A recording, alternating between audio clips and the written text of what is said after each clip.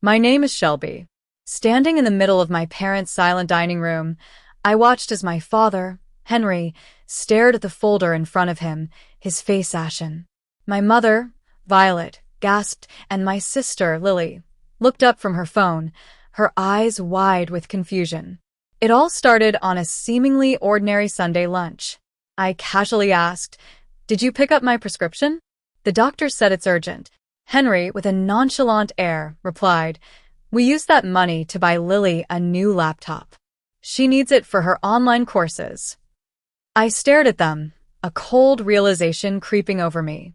"I guess you didn't read the warning label the pharmacist sent," I said. Their faces paled instantly. The silence that followed was suffocating. Henry continued to cut his steak, as if ignoring the problem would make it disappear. Violet fidgeted with a tablecloth, her nervousness palpable. "Shelby, don't make a big deal out of this," Henry finally said without looking at me. "It's just medication. We'll get it later." Lily, at 20, was completely engrossed in her new laptop, oblivious to the tension in the room. In this family, she was the precious gem, while I was the invisible support, always there but never truly seen. I felt a familiar tremor in my hands, a symptom of the neurological condition I'd been hiding for months. But this time, it was fueled by rage. I stood up, my voice surprisingly steady. "I'm leaving, and I won't come back until you explain why a laptop is more important than my health." Henry commanded me to sit down, but I refused. I grabbed my keys and walked out, not looking back. I drove straight to the pharmacy. When I got there, my hands were shaking so badly that I could barely swipe my credit card. The total on the screen, $2,500, was my entire savings. But I swiped it anyway, knowing that my health was at stake. Back in my apartment, I decided to dig deeper into the family's finances. I had been managing the family's shared cloud drive because Henry was too lazy to learn how to organize files.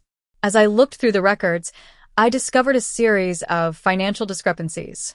There was a large withdrawal for Lily's laptop, and I also noticed that I had been paying many of the household bills without realizing it. Digging further back, I found a massive loss of $200,000 from a failed real estate investment Henry had made 5 years ago. It all made sense now.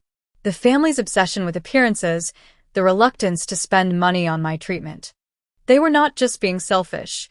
They were on the verge of financial ruin.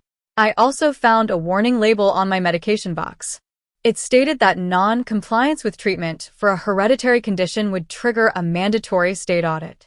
And I knew that Henry's life insurance policy would be voided if my diagnosis went on the official record. I reached out to my Aunt Rose, a forensic accountant that Henry had always avoided. She helped me understand the full implications. Henry was willing to let me suffer to protect his $6 million insurance payout. Armed with this knowledge, I waited for the next family dinner. I walked into the house, placed the folder in front of Henry, and said, "I'm not here to apologize. I'm here to expose the truth." As Henry tried to brush it off as a misunderstanding, I confronted him head-on. "Is the $200,000 loss a misunderstanding?